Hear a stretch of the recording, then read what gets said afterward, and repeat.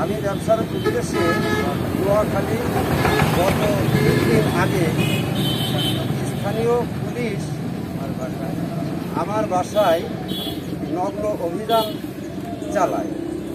আমার অনুপস্থিতিতে তল্লাশি চালায়। তল্লাশি করে কিছু পাই না, সেই ক্ষেত্রে ওনারা চলে যায়। এবং ওই দিনই রাত 10টার দিকে আমি নোয়াখালী সুবর্ণর চর জব্বার বাজারে অবস্থান করি। এমনত অবস্থায় 04 একটি নাম্বার আমাকে ফোন করে সে হুমকি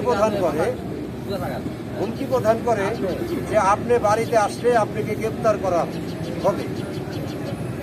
আমি মাননীয় পুলিশ সুপারের কাছে বিনীত অনুরোধ করছি, পুলিশ সুপার মহোদয় আমার এই বিষয়টি